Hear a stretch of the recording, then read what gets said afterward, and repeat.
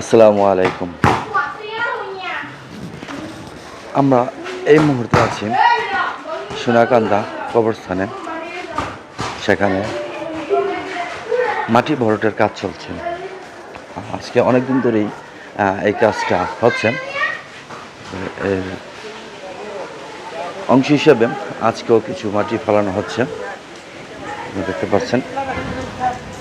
কারণ প্রচুর মাটি লাগছে এখানে।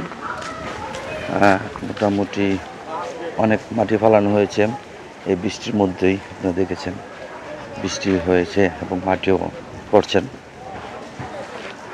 প্রচুর মাটি।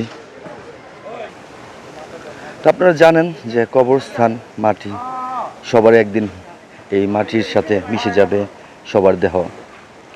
তো এই মাটি ভরাট করা হচ্ছে বিভিন্ন জায়গা দিয়ে। মাটি অ্যাকচুয়ালি গত কিছুদিনের বৃষ্টিতে প্রচুর বৃষ্টি হয়েছে, তো আপনারা জানেন। সেই বৃষ্টিতে অনেক জায়গায় কবরস্থান ডেবে গেছে। এবং একটা জিনিস, আমাদের এখানে যে কবর দেওয়া হয় সেই সিস্টেম অ্যাকচুয়ালি অনেক মাটির প্রয়োজন হয় একটা কবরে। কারণ যে মাটিগুলো কবর থেকে উঠানো হয় সেই মাটিগুলো আর কবর দেওয়া হয় না, যার কারণে মাটি শর্ট পড়ে যায় এবং বৃষ্টি হলে তখন সেখানে গর্তের মতো হয়ে যায়। তো এই গর্তের মতো হয়ে গেলে সেখানে প্রচুর মাটি লাগে, আপনি দেখতে পাচ্ছেন। এই মাটিগুলো অ্যাকচুয়ালি গত 15-20 দিন যাবৎ ফেলানো হচ্ছে এবং বৃষ্টি হচ্ছে। তারপরে বিভিন্ন জায়গাতে নতুন নতুন গর্ত বের হচ্ছেন, সেই গর্তগুলো আবার এই মাটি দিয়ে পূরণ করা হচ্ছে। তো যারা এই কবরস্থানে মাটি ফেলার জন্য বা মাটি ফেলতে যার কাছেই টাকা দেন না কেন, যার কাছে টাকা দেন তার কাছ থেকে অবশ্যই আপনারা সেই হিসাবটা বুঝে নেবেন, যে কতটুকু মাটি ফেললো আর আপনি কতটুকু টাকা দিলেন।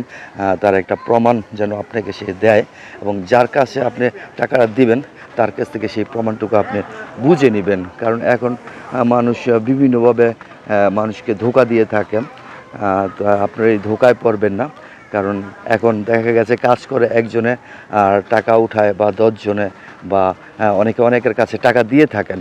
তো দেখা যাচ্ছে সবাই টাকাটা সঠিক জায়গায় কাজে লাগাচ্ছে না, বা সম্পূর্ণ টাকাটা কাজে লাগাচ্ছে না। যার কারণে যে বা যার কাছে টাকা দেন না কেন অবশ্যই সেই টাকার হিসাবটা বুঝে নেবেন, যেন সেই টাকার মাটিগুলো পড়ছে কি না।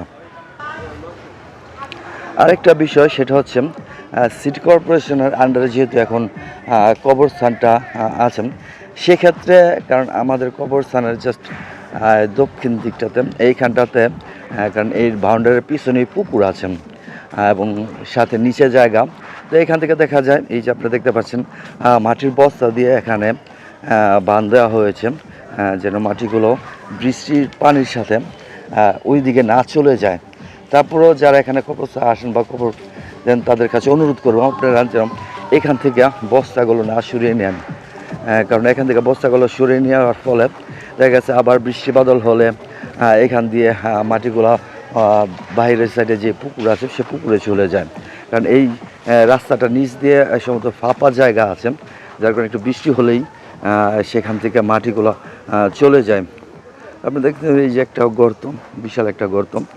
এইরকম বিভিন্ন জায়গা দিয়ে আছে, বিভিন্ন স্থান দিয়ে আছে। তো সবাই অবশ্যই আপনারা যেহেতু আল্লাহকে রাজি খুশি করার জন্য দান করে থাকেন, অবশ্যই আপনারা আল্লাহ আপনার মনের ন্যাক আশাগুলোকে পূর্ণ করবেন।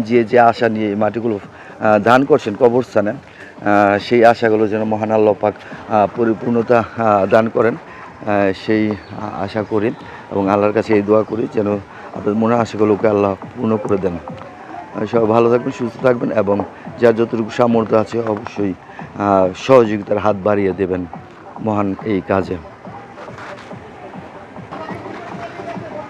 আরেকটা বিষয় হচ্ছে যে যার কাছ থেকে টাকা দেন না, কারণ যখন এই মুহূর্তে যে মাটিগুলো ফেলানো হচ্ছে সেগুলো আমাদের সাংবাদিক বিল্লাল ভাই, সেই বিল্লাল ভাইয়ের তত্ত্বাবধানে মোটামুটি একটা যেই ভীতি এখানে মাটি ফেলানো হচ্ছে মোটামুটি বিল্লাল ভাইয়ের আন্ডারে বা বিল্লাল ভাইয়ের মাধ্যমেই ফেলানো হচ্ছে। যারা বিল্লাল ভাইয়ের কাছে টাকা দিচ্ছেন বা বিল্লাল ভাইকে টাকা দিচ্ছেন তারা অবশ্যই সম্পূর্ণ মাটি ফেলানোর বা যতগুলো টাকা দেন তার ভিডিও অবশ্যই বিল্লাল ভাই পাবলিশ করে, অবশ্যই দেখে থাকবেন। তো সেক্ষেত্রে সবাই যার কাছেই টাকা দেন না কেন তার কাছ থেকে প্রমাণস্বরূপ একটা দলিল, একটা ভিডিও ফুটেজ বা একটা কিছু সংগ্রহ করে নেবেন, যে সে সঠিক জায়গায় সঠিক যে টাকাটা আপনি দিয়েছেন সেই টাকার মাটি সে ফেললো কিনা বা টাকাটা নষ্ট করে ফেলছে কিনা। তো সবাই ভালো থাকবেন, সুস্থ থাকবেন। আসসালামু আলাইকুম।